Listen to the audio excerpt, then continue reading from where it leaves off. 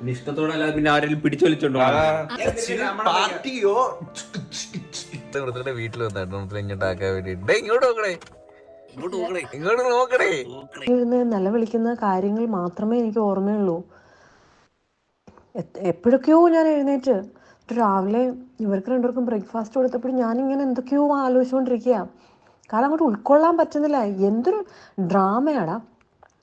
പിന്നെ മറ്റൊരു കാര്യം ഡൗട്ട് വന്നതെന്ന് പറയുമ്പോൾ, ഇത്രയും പ്രശ്നങ്ങളുടെ ഇടയിൽ ഇവർ രണ്ടെണ്ണം കൂടി കൊടൈക്കനാൽ ട്രിപ്പ് ഉണ്ടായിരുന്നല്ലോ. ഈ പെങ്കൊച്ചിന് അന്നത്തെ കരച്ചിൽ കണ്ടപ്പോൾ എനിക്ക് ഡൗട്ട് തോന്നിയായിരുന്നു കേട്ടോ. സത്യം, ഇതങ്ങനെ കിടന്ന് കരയുന്നുണ്ടെങ്കിൽ അതൊരു പെണ്ണിനെ മനസ്സിലാവത്തുള്ളൂടാ. ആ വീട്ടിലത് ഒറ്റപ്പെടുന്നുണ്ട് എന്നൊരു സംഭവം എനിക്ക് മനസ്സിലായിരുന്നു. മനസ്സിലായി മീൻസ് തോന്നി, എൻ്റെ മനസ്സിൽ തോന്നി. ഇപ്പോൾ ഉള്ളൊരു ഡൗട്ട് എന്തോന്ന് വെച്ചാൽ, ഇവൻ എന്തിനായിരിക്കും അന്ന് ഈ രണ്ടവന്മാരോടെ കൊടൈക്കനാൽ പോയത്?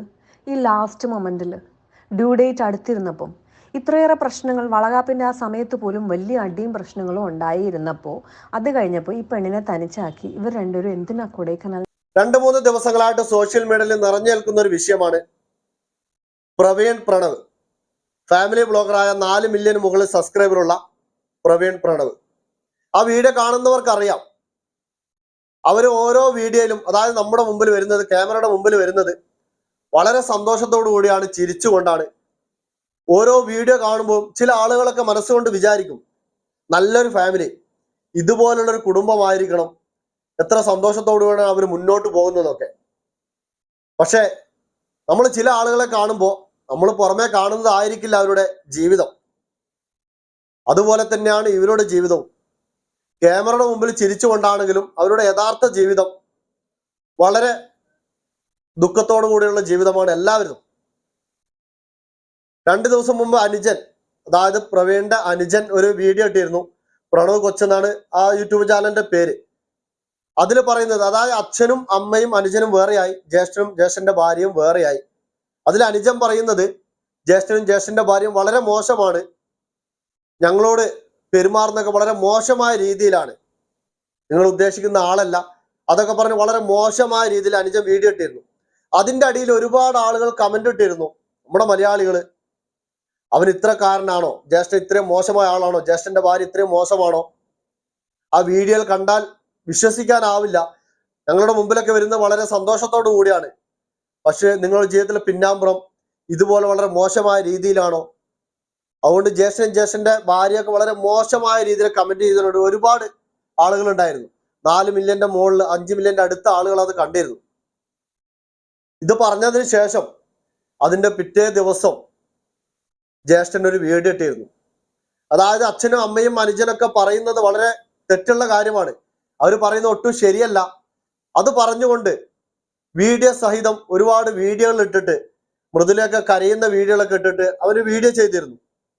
അതിനുശേഷം ഈ കമന്റ് പറയുന്ന ആളുകൾ തന്നെ തിരിച്ചങ്ങോട്ടും പറയാൻ തുടങ്ങി, ജ്യേഷ്ഠൻ പറയുന്നതാണ് ശരി, അനുജനും അമ്മയും അച്ഛനൊക്കെ ഇത്രക്കാരായിരുന്നോ, ആ രീതിയിൽ തിരിച്ചു നേരെ ഇങ്ങോട്ടേക്ക് ചാടി. സത്യം പറഞ്ഞാൽ ഇതിന്റെ സത്യാവസ്ഥ എന്താണെന്ന് അറിയില്ല, നിങ്ങൾക്ക് തന്നെ മനസ്സിലാവും, ഇന്നലെ വീഡിയോ കണ്ടവർക്ക് മനസ്സിലാവും. ഞാനിപ്പോ ഇവിടെ കാണിക്കുന്ന വീഡിയോ, ആ മൃദുല കരയുന്നത്, അവിടെ മൃദുല പറയുന്നത്, അതായത് ഡെലിവറിയുടെ 4-5 ദിവസം മുമ്പേ, 4-5 ദിവസം മുമ്പേ ഒരു പ്രശ്നങ്ങൾ ഉണ്ടായപ്പോൾ എൻ്റെ വയറ്റിന് ചവിട്ടിയിരുന്നു, ഞാൻ ഗർഭിണിയാണ്, ആ സമയത്താണ് എന്നെ ചവിട്ടിയത്, അതും പറഞ്ഞ് ഒരുപാട് കരയുന്നുണ്ട്. പക്ഷെ അതിൽ എനിക്ക് ചോദിക്കാനുള്ളൊരു ചോദ്യം, ഡെലിവറിയുടെ 4-5 ദിവസം മുമ്പേ ആണെങ്കിൽ, ഈ ചവിട്ടിയതാണെങ്കിൽ ആ സമയത്ത് വീഡിയോ എടുക്കുകയാണോ ചെയ്യേണ്ടത്? എൻ്റെ ഒരു അഭിപ്രായമാണ് കേട്ടോ. വീഡിയോ എടുക്കാതെ ഹോസ്പിറ്റലിലേക്ക് കൊണ്ടുപോകണ്ടേ? വളരെ എന്താ പറയാ, അങ്ങനത്തെ ഒരു സ്ഥിതിയിലാണ്. ഡെലിവറിക്ക് 4-5 ദിവസം ഉണ്ടാകുന്ന സമയത്ത് നമ്മൾക്കൊക്കെ അറിയാം അവരെത്രമാത്രം ബുദ്ധിമുട്ടുന്നുണ്ടാവും. ഓരോ സ്ത്രീകളും എത്രമാത്രം ബുദ്ധിമുട്ടിലൂടെയാണ് കടന്നു പോകുന്നതെന്ന് മനസ്സിലാവും. ആ സമയത്താണ് പെട്ടെന്ന് അവരെ ഹോസ്പിറ്റലിലേക്ക് കൊണ്ടുപോവാണ് ചെയ്യേണ്ടത്. പിന്നെ വേറൊരു കാര്യം പറയാനുള്ളത്, ഇതിന്റെ കഴിഞ്ഞ വീഡിയോയില് അമ്മ പറയുന്ന കാര്യങ്ങള്, അച്ഛൻ പ്രശ്നങ്ങൾ ഉണ്ടാക്കുന്ന കാര്യങ്ങള്, അമ്മ പറയുന്ന കാര്യങ്ങളൊക്കെ എല്ലാം കുറച്ചാണ്, വ്യക്തമായിട്ട് ഒന്നും പറയുന്നില്ല. നമ്മൾ 2 കൈയടിച്ചാലേ എന്താ പറയാ ശബ്ദം ഉണ്ടാവുള്ളൂ അല്ലേ? അതുകൊണ്ട് ഇവരെ വിഷയത്തില് നമ്മൾ ആരും ഇപ്പം കുറ്റം പറയാൻ പാടില്ല, ആരുടെ അടുത്താണ് തെറ്റൊന്നും പറയാൻ പറ്റില്ല. അച്ഛനും അമ്മയും അനുജനും ഒരു ഭാഗത്തുണ്ട്, അവരുടെ അടുത്താണോ, അല്ലെ ജ്യേഷ്ഠന്റെ ഭാര്യ അവരുടെ അടുത്താണോ തെറ്റൊന്നും പറയാൻ പറ്റില്ല. അവരൊരു കാര്യങ്ങളും പുറത്തേക്ക് പറഞ്ഞിട്ടില്ല. അനുജൻ ഒരു വീഡിയോ ഇട്ടു, അതിന് വിപരീതമായിട്ട് ആ കാര്യങ്ങൾ പറഞ്ഞുകൊണ്ട് ജ്യേഷ്ഠൻ ഒരു വീഡിയോ ഇട്ടു. അതിൽ സത്യാവസ്ഥ എന്താണെന്നുള്ളത് ഈ പറയുന്നത് നമ്മൾക്ക് പറയാൻ പറ്റില്ല. ഈ വീഡിയോ കാണുമ്പോൾ നമ്മൾക്ക് പല കമന്റുകളും പറയാം, പല ഊഹങ്ങളും പറയാം, പല ഊഹാപോഹങ്ങളൊക്കെ പറയാൻ പറ്റും, കമന്റ് ചെയ്യാനും പറ്റും.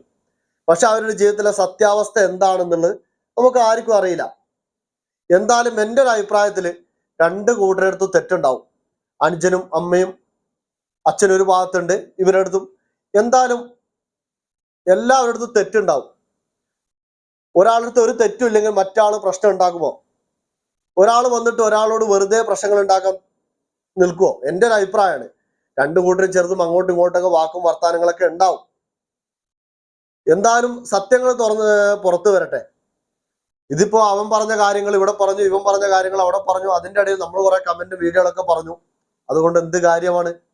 എന്തായാലും ഇതിന്റെ ഉള്ളിൽ ഒരുപാട് നമ്മൾ അറിയാത്ത, അവരോട് പറയാത്ത പല കാര്യങ്ങളും ഇതിന്റെ പിന്നിൽ ഒളിച്ചിരിപ്പുണ്ട്. 100% ഉറപ്പാണ്. എന്തായാലും ഉണ്ടാവും. അത് തന്നെയാണ് എൻ്റെ ഒരു കാഴ്ചപ്പാട്.